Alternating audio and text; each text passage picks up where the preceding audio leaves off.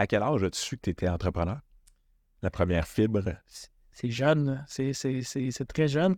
Je viens d'une famille quand même. Mon père est entrepreneur, c'est un de mes modèles. Mon parrain également entrepreneur, c'est mon deuxième modèle.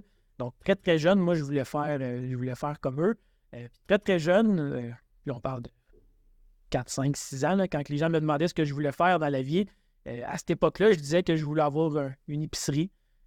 Puis les gens me demandaient pourquoi une épicerie, mais je voyais ça comme une opportunité simple. Tout le monde doit manger, c'est un service primaire.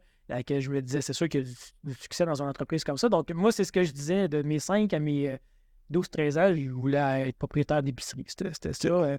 Puis plus tard, je voulais être encore entrepreneur, mais là, je cherchais un autre voie. Là. Donc, c'est pour ça que j'étais en droit. Quelqu'un m'avait dit, le droit mène à tout. Puis, je ne savais pas trop ce que ça voulait dire à ce moment-là, mais j'ai pris ces conseils-là. Puis, j'étais en droit en me disant, je trouverais bien qu'est-ce que je ferais plus tard avec ça. Tes clients sont principalement des entrepreneurs, je présume. Et quel conseil t'aimerais donner, tu sais, ce podcast-là qu'on fait aujourd'hui, il va être écouté par tout le tissu entrepreneurial du Québec, du moins c'est notre vision. Quel conseil t'aimerais donner Mais je pense que ce qui m'a le plus réussi, c'est que j'ai jamais fait les choses tout seul. Puis ça, je pense que ça ne fonctionne pas, de faire les choses tout seul. Tu ne peux pas être bon dans tout, tu ne peux pas tout contrôler. Puis j'aime mieux avoir 20, 25%, 50% d'un plus gros projet que d'avoir 100% d'un plus petit projet. Donc, de bien s'entourer. Je pense, je ne suis pas tout seul qui dit ça, c'est sûr, mais je pense que c'est le principal conseil d'affaires. Puis d'être capable également de répartir la pression sur plusieurs. Là. Nous, on est 4 associés, puis on a tous besoin des uns des autres. On peut pas gérer cette pression-là, cette tension-là. 100% tout seul, c'est impossible.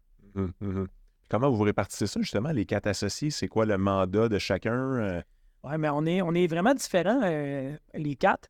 Donc, moi, je suis le seul notaire des 4. Donc, c'est simple. Là, je m'occupe du département notarial. Ça, c'est mon créneau à moi. Puis, tu sais, il y a des gens qui ont plus d'essence entrepreneuriale, puis il y en a qui c'est des juristes. Fait que c'est sûr que dans notre cabinet, il y a des juristes qui sont très, très... des vrais juristes, la théorie. Donc, eux vont agir plus sous forme de mentors. Donc, c'est les mentors pour l'équipe, c'est les références pour le droit dans l'équipe. Puis, il y en a d'autres que eux, leur mandat, c'est le développement des affaires. Puis, tu sais, je prends mon associé Brian, je ne sais pas s'il va écouter ça, Brian, mais j'ai regardé il y a 3 ans notre édifice, puis je dis, on manque d'espace. Il faudrait peut-être repenser quelques pièces. La réception, c'est un petit peu trop grand. On pourrait peut-être remettre des postes de travail, recouper ça. On manquait d'espace. Puis là, on voulait agrandir par l'intérieur. Puis ça, j'ai eu cette idée-là. Puis Brian, lui, il l'a pris. Puis il a dit, c'est correct. Puis une semaine après, il démolissait tout l'étage au complet. Puis on recommençait à 9. On avait, à 2, là, on se complète, là, on se complète bien. Puis donc, Brian, c'est sa force à lui, c'est le développement des affaires, puis c'est d'amener le projet à un autre niveau.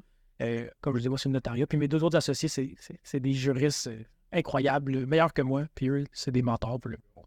OK. Wow, intéressant. Avez-vous encore de la vision pour du développement futur? Oui, tout à fait.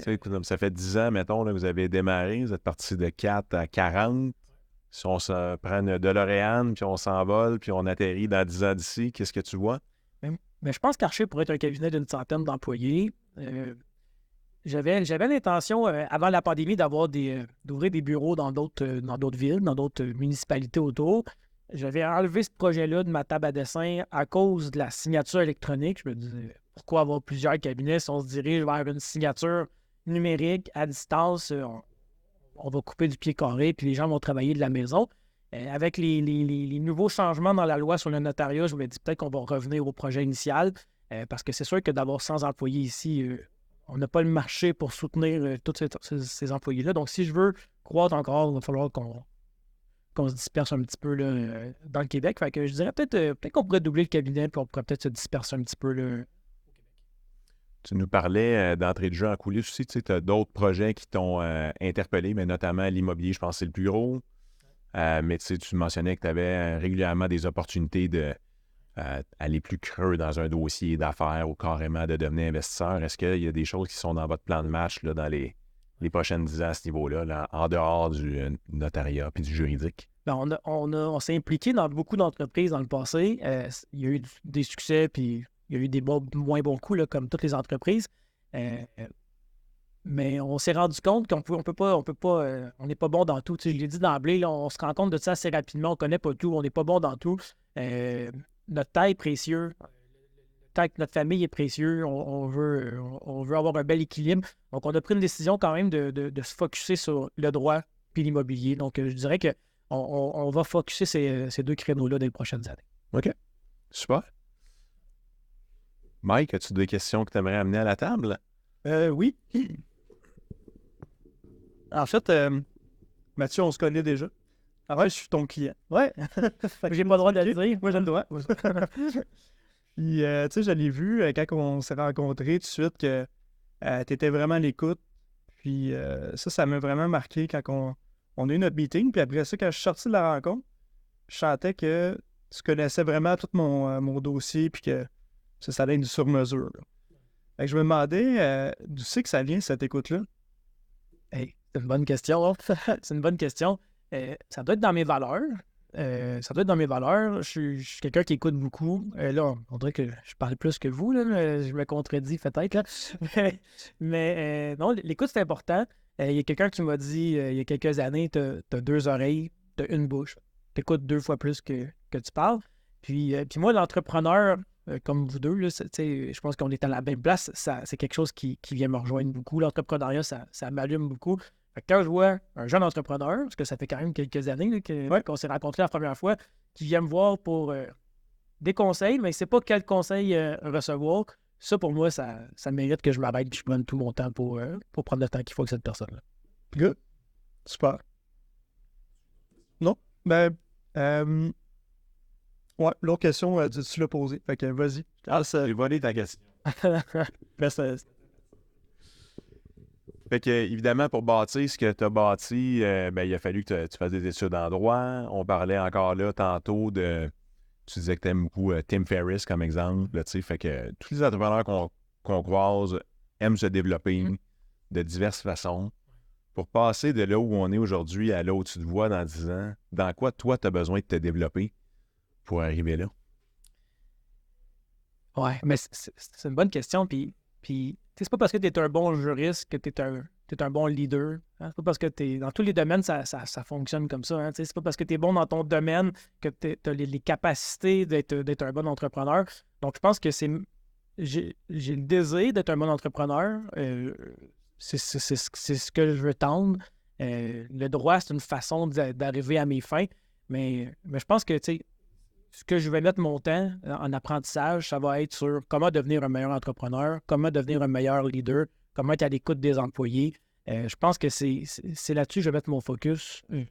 Simplement. Je n'ai pas une réponse plus complexe que ça.